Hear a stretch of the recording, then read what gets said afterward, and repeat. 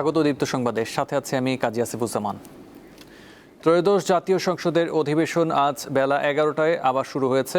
সভাপতিত্ব করছেন স্পিকার হাফিজউদ্দিন আহমেদ।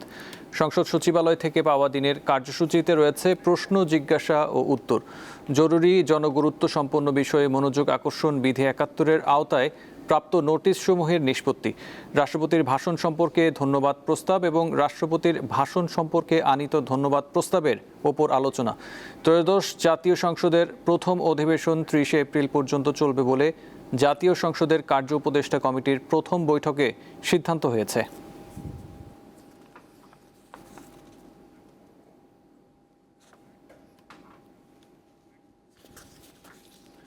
আজ উন্নত চিকিৎসার জন্য সিঙ্গাপুর নেওয়া হচ্ছে প্রধানমন্ত্রী তারেক রহমানের রাজনৈতিক উপদেষ্টা ও ঢাকা 8 আসনের সংসদ সদস্য মির্জা আব্বাসকে। বেলা 11টায় এয়ার অ্যাম্বুলেন্সে তাকে সিঙ্গাপুরে নেওয়া হয়। জানা গেছে, মির্জা আব্বাসের সঙ্গে যাবেন তার স্ত্রী আফরোজা আব্বাস ও তাদের বড় ছেলে মির্জা ইয়াসির আব্বাস। মির্জা আব্বাসের ব্যক্তিগত সচিব মিজানুর রহমান সোহেল গণমাধ্যমকে এই তথ্য জানান। গত বুধবার অসুস্থ হয়ে জ্ঞান হারালে মির্জা আব্বাসকে বসুন্ধরার এভারকেয়ার হাসপাতালে ভর্তি করা হয়।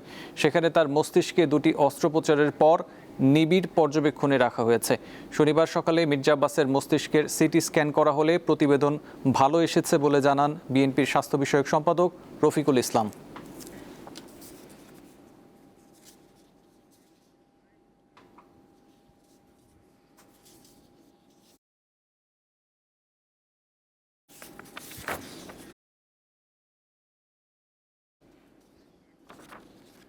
জ্বালানি তেল বিক্রির ক্ষেত্রে চালু থাকা রেশনিং ব্যবস্থা আজ থেকে প্রত্যাহার করেছে সরকার। পরবর্তী নির্দেশনা না দেওয়া পর্যন্ত দেশের সব ফিলিং স্টেশনে আগের মতোই স্বাভাবিকভাবে জ্বালানি তেল সরবরাহ ও বিক্রি চলবে। শনিবার জ্বালানি বিভাগে এক বৈঠকে এই সিদ্ধান্ত নেওয়া হয়। ঈদ উল ফিতর সামনে রেখে মানুষের যাতায়াত ও পণ্য পরিবহন নির্বিঘ্ন রাখতে ডিজেল, পেট্রোল ও অকটেন বিক্রির রেশনিং ব্যবস্থা প্রত্যাহার করা হয়েছে। মধ্যপ্রাচ্যে যুদ্ধ পরিস্থিতির কারণে দেশের জ্বালানি সংকট দেখা দেওয়ায় আশঙ্কায় তেল বিক্রির সীমা নির্ধারণ করে দেয় বিপিসি।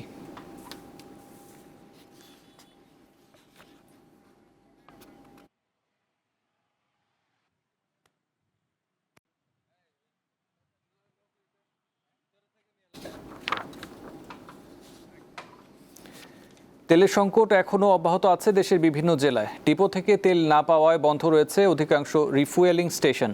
এদিকে অবৈধ মজুদের বিরুদ্ধে অভিযান অব্যাহত রেখেছে পুলিশ ও প্রশাসন। তেলের অভাবে বন্ধ রয়েছে নওগাঁর অনেক ফিলিং স্টেশন। এতে চরম ভোগান্তিতে পড়েছেন ভোক্তারা। ডিপো থেকে তেল না পাওয়ায় জেলার অনেক ফিলিং স্টেশন পেট্রোল ও অকটেন নেই বলে সাইনবোর্ড ঝুলিয়ে রেখে দেয়। একই চিত্র বরগুনায়। সরবরাহ না থাকায় বন্ধ পাম্প ও অধিকাংশ খুচরা তেলের দোকান। যদিও প্রশাসন বলছে ডিপোতে সংকট নেই, জ্বালানি তেলের তীব্র সংকটে ভোগান্তিতে পড়েছেন ভাড়ায় চালিত মোটরসাইকেল চালকসহ দূর দূরান্তে যাতায়াত করা বিভিন্ন শ্রেণী পেশার মানুষ। এদিকে পাবনার ঈশ্বরদীতে অবৈধভাবে জ্বালানি তেল ও গ্যাস সিলিন্ডার মজুদের অভিযোগের প্রেক্ষিতে অভিযান পরিচালনা করেছে উপজেলা প্রশাসন। ফিলিং স্টেশনের খবর জানাতে এবার নারায়ণগঞ্জ থেকে যোগ দিচ্ছেন সহকর্মী গৌতম সাহা। গৌতম, আজ থেকে রেশনিং ব্যবস্থা বন্ধ করেছে সরকার। পাম্পের চিত্র সেখানে কেমন দেখছেন আমাদের জানাবেন।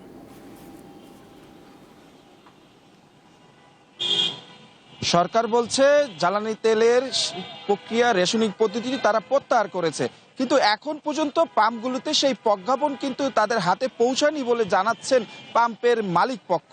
এবং আমরা যে বিষয়টি দেখেছি, অতীতের মতো কিন্তু আজও কিন্তু তেল সংকটে ভুগছেন গাড়ির চালকরা এবং স্বাভাবিক প্রক্রিয়ায় নারায়ণগঞ্জের পাম্পগুলিতে তেল বিক্রি করতে দেখা যায়নি। রেশনিং পদ্ধতিতে এখন পর্যন্ত নারায়ণগঞ্জের পাম্পগুলিতে তেল বিক্রি হচ্ছে। পাম্প মালিকরা বলছে ডিপো থেকে এখন পর্যন্ত তারা রেশনিং পদ্ধতি পাচ্ছে, চালকদের কাছে, গ্রাহকদের কাছে তেল বিক্রি করছেন। তবে গ্রাহকরা যেটা বলছেন, তারা এক পাম্প থেকে অন্য পাম্পে ছুটে যাচ্ছেন, কারণ যেহেতু অনেক পাম্পে কিন্তু তাদের যেহেতু চাহিদার তুলনায় সরবরাহ কম দেওয়া ডিপোগুলোতে সেই চাহিদার তুলনায় তেল কম থাকায় তাদের মজুদ কিন্তু শেষ হয়েছে, যার কারণে অনেক পাম্পে এখন পর্যন্ত জ্বালানি তেল বিক্রি বন্ধ রেখেছেন এবং ডিপোগুলিতে তারা গাড়ি নিয়ে কিন্তু ভিড় জমাচ্ছেন। তারা যেটি বলছেন, ডিপো মালিক যারা যে জিনিসটি বলছেন, তাদের কাছে পর্যাপ্ত তেল সরবরাহ নেই, সংকট রয়েছে যে বিষয়টি জানাচ্ছেন, যার কারণে তারাও রেশনিং পদ্ধতিতে বিক্রি করছেন।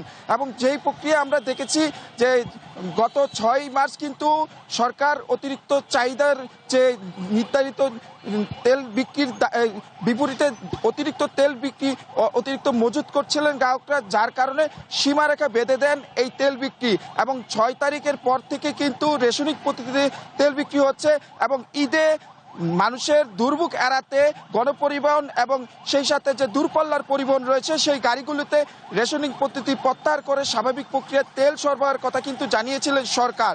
এবং এখন পর্যন্ত নারায়ণগঞ্জের পাম্পগুলিতে স্বাভাবিক প্রক্রিয়ায় তেল বিক্রি হচ্ছে না, রেশনিং প্রক্রিয়াতে তেল বিক্রি হচ্ছে। এই ছিল আসলে আমার কাছে জ্বালানি তেল সরবরাহের এখন পর্যন্ত সর্বশেষ। জি গৌতম, আপনাকে ধন্যবাদ।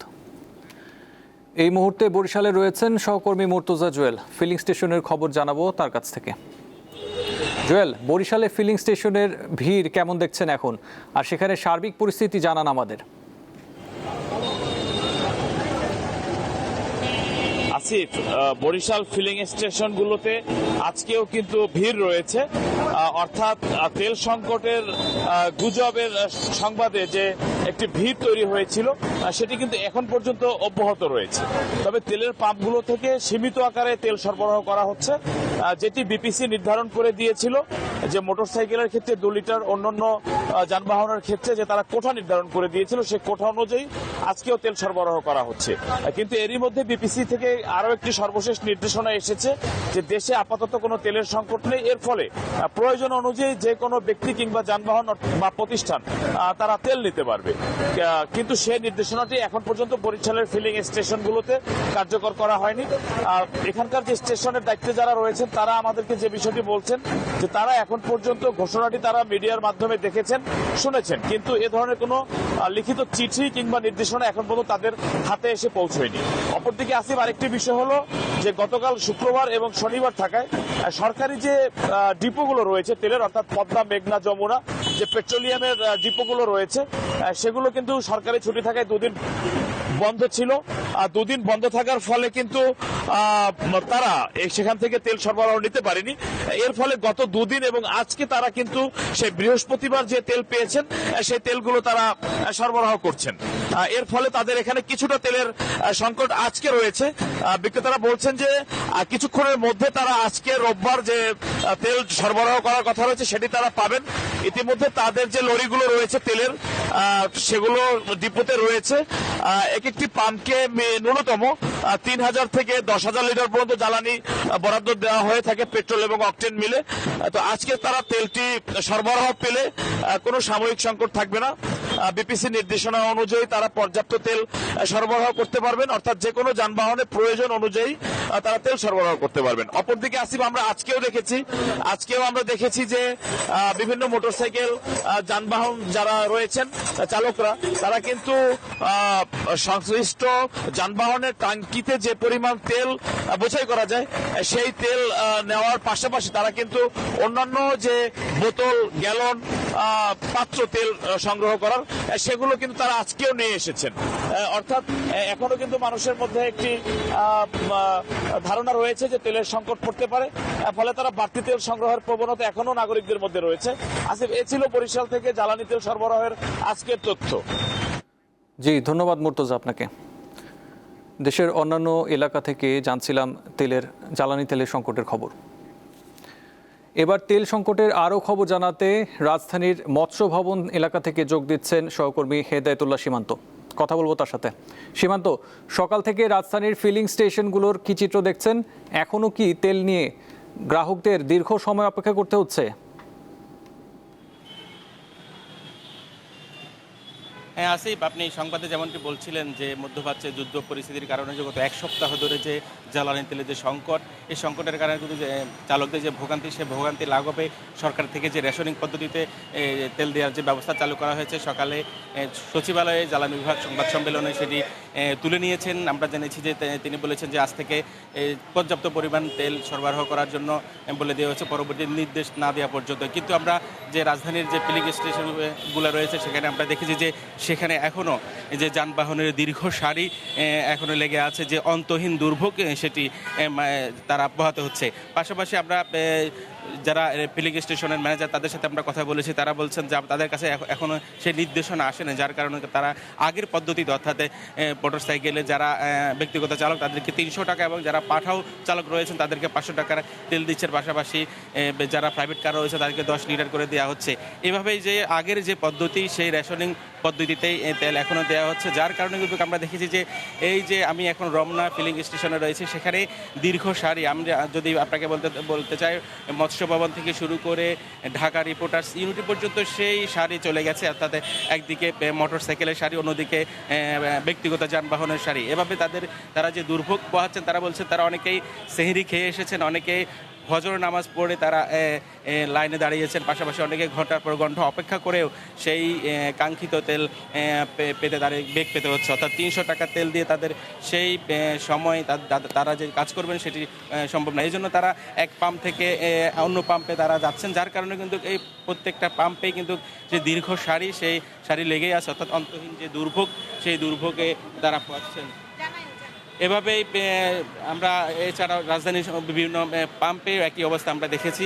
এইভাবেই অন্তহীন দুর্ভোগ কবে নাগাদ শেষ হবে সেটিও এখন পর্যন্ত বলা যাচ্ছে না, যদিও সরকার বলছে যে পরবর্তী নির্দেশ না দেওয়া পর্যন্ত সেই তাদের পর্যাপ্ত পরিমাণ তেল দেওয়ার জন্য বলে দেওয়া হয়েছে, কিন্তু সেই চিত্র আমরা পাম্পগুলিতে দেখছি না। আসিফ ছিল আমার কাছে রাজধানীর যে জ্বালানি তেল সংকটের সর্বশেষ পরিস্থিতি। জি, ছিলেন হেদায়েতুর সীমান্ত, আপনাকে ধন্যবাদ। স্বল্প আয়ের মানুষের কাছে গরিবের মার্কেট হিসেবে পরিচিত রাজধানীর ফুটপাতের দোকান ঈদের কেনাকাটার অন্যতম ভরসা। নিত্য প্রয়োজনীয় পণ্যের দাম বেড়ে যাওয়ায় অনেকেই বড় শপিং মল বা অভিজাত মার্কেটের বদলে ফুটপাতেই খুঁজছেন সাধ্যের মধ্যে ঈদের পোশাক। রঙিন জামাকাপড়ের শাড়ির দরদামের কোলাহল আর ক্রেতা বিক্রেতার দামাদামিতে মুখর চারপাশ। নগরীর ফুটপাতগুলো এখন যেন ক্ষুদ্র ক্ষুদ্র ঈদ বাজার। একই চিত্র রাজধানীর মিরপুরের 10 নম্বর ব্রিজ সংলগ্ন ফুটপাত মার্কেটের। ঝলমলে শপিং মলের বাইরে এই অস্থায়ী দোকানগুলোকে ঘিরে ঈদের প্রস্তুতি নিচ্ছে হাজারো নিম্নবিত্ত ও নিম্ন মধ্যবিত্ত মানুষ। স্বাদ আর সাধ্যের হিসাব মিলিয়ে এখানেই খুঁজে নিচ্ছেন পছন্দের পোশাক। এই শার্টটা যদি হয়তো মনে করেন যে আপনার মার্কেটে হয় কত হইব, 700 হইব, তা ফুটপাতে একটা শার্ট হয়তো আপনার 300 350। তারপরে টিভিতে পাইতেছি আর কি, মানে যা ছিল আর কি, মানে যে সামর্থ্য হিসাবে মানে পাচ্ছে আর কি। বেচা বিক্রি নিয়ে সন্তুষ্টি প্রকাশ করেছেন বিক্রেতারা। ঈদের যে কয়দিন বাকি আছে এ সময়ের মধ্যে বেচাকেনা আরো বাড়বে বলে আশা তাদের। মোটামুটি ভালো বেচাকেনা, কিন্তু সামনে আরো ভালো হবে ইনশাআল্লাহ আশা করা যায়। বেচাকেনা আরো বাড়ার আশঙ্কা আছে। দেখা যাচ্ছে 27 রমজানের আগে একটু বেচাকেনা বেশি হয়, ঠিক আছে, তো আমরা ওই আশায় এখনো আছি। বড় বড় মার্কেটের ঝলমলে আলো বা আধুনিক সুযোগ সুবিধা এখানে না থাকলেও স্বল্প আয়ের মানুষের জন্য মিরপুরের এই ফুটপাত যেন ঈদের আনন্দ ছড়িয়ে দেওয়ার একটি সহজ ঠিকানা। সীমিত সামর্থ্যের মধ্যে পরিবারের মুখের হাসি ফোটানোর জন্য অনেককেই শেষ ভরসা হিসেবে বেছে নিচ্ছেন এই গরিবের মার্কেটকেই। নূর আলম, দীপ্ত সংবাদ, ঢাকা। যমুনা ফিউচার পার্কে উদ্বোধন করা হয়েছে স্টেপ ফুটওয়্যারের নতুন আউটলেট। গত বুধবার বিকেলে আড়ম্বরপূর্ণ ও উৎসব মুখর আয়োজনে অত্যাধুনিক ও দৃষ্টিনন্দন এই আউটলেটের আনুষ্ঠানিক উদ্বোধন করা হয়। দেশের জনপ্রিয় ফুটওয়্যার ব্র্যান্ড স্টেপ ফুটওয়্যারের ব্যবস্থাপনা পরিচালক শামীম কবিরের উপস্থিতিতে উদ্বোধনী অনুষ্ঠানে অংশ নেন ব্র্যান্ডটির জনপ্রিয় ব্র্যান্ড অ্যাম্বাসেডর এবং দর্শকপ্রিয় অভিনেতা মডেল তৌসিফ মাহবুব। আরও উপস্থিত ছিলেন এই প্রজন্মের এক ঝাঁক জনপ্রিয় মডেল তারকা, স্টেপ ফুটওয়্যারের ঊর্ধ্বতন কর্মকর্তারা, বিশিষ্ট ব্যক্তিবর্গ, ব্যবসায়ী প্রতিনিধি, ক্রেতা ও শুভানুধ্যায়ীরা। তাদের উপস্থিতিতে পুরো আয়োজনটি হয়ে ওঠে প্রাণবন্ত ও বর্ণিল।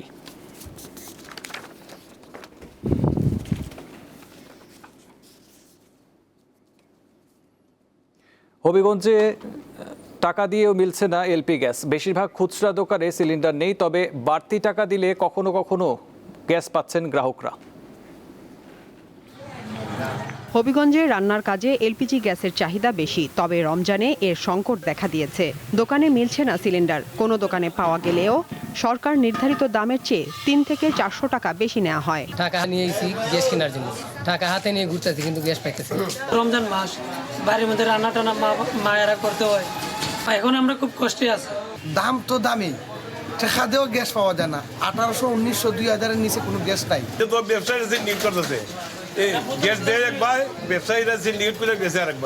বিক্রেতারা অবশ্য বলছেন, গ্যাসের সংকট তৈরি হওয়ায় অতিরিক্ত মূল্যে তাদের তা কিনতে হয়, তাই বেশি দামে বিক্রি করতে হয়। সবচেয়ে বেশি চাহিদা বাড়ে রমজান মাসে, আর এখন রমজান মাসটা চলছে। প্রত্যেকটা গ্যাসই কোনো ডিলার আমরা দেয় না। সরকার মহোদয় যদি সিস্টেম করতে যে কোনো বোতল যে কেউ গ্যাস নিতে পারবে তাহলে মনে হয় সরবরাহটা ঠিক মতো পাইলাম।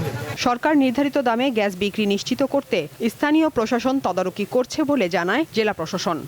এর বিরুদ্ধে আমাদের ভ্রাম্যমাণ আদালত পরিচালনা সহ সব ধরনের আইনানুগ ব্যবস্থা অব্যাহত থাকবে। কোনোভাবেই সরকার যে নির্ধারিত মূল্য আছে এর বাইরে এই এলপিজি সিলিন্ডারের মূল্য বেশি নেওয়ার কোনো সুযোগ নেই।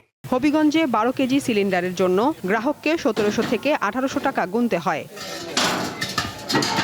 সাদিয়া চৌধুরী, দীপ্ত, বার্তাকক্ষ।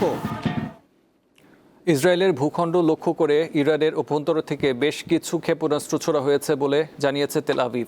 নাগরিকদের নিরাপদ আশ্রয়ে চলে যেতে বলেছে ইসরায়েলি বাহিনী। রোববার সামাজিক যোগাযোগ মাধ্যমে দেয়া এক পোস্টে ইসরায়েলি সামরিক বাহিনী বলেছে, আকাশপথে আসা এই হুমকি মোকাবেলায় তাদের প্রতিরক্ষা ব্যবস্থা সক্রিয় রয়েছে। একই সঙ্গে নিরাপত্তার স্বার্থে নাগরিকদের দ্রুত নিরাপদ আশ্রয়ে চলে যাওয়ার জন্য সতর্কবার্তা দেওয়া হয়েছে। এদিকে বাহরাইনের রাজধানী মানামায় ভোরে বড় ধরনের বিস্ফোরণের শব্দ শোনা গেছে বলে খবর দিয়েছে বার্তা সংস্থা এএফপি। বাহরাইন দাবি করেছে, ইরানের হামলা শুরুর পর থেকে এই পর্যন্ত 125টি ক্ষেপণাস্ত্র ও 203টি ড্রোন প্রতিহত করেছে তারা। এসব হামলায় বাহরাইনে এখন পর্যন্ত 2 জন এবং পার্শ্ববর্তী উপসাগরীয় দেশগুলোতে আরও 24 জন নিহত হয়েছেন।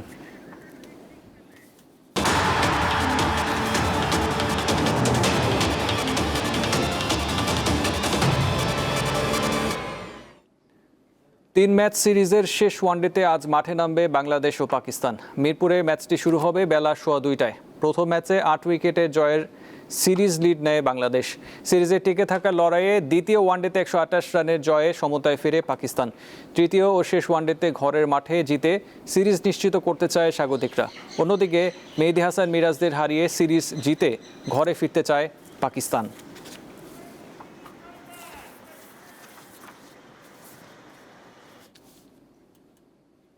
এ ছিল এখনকার মতো। পরবর্তী সংবাদ দুপুর 2টায় দেখার আমন্ত্রণ রইল।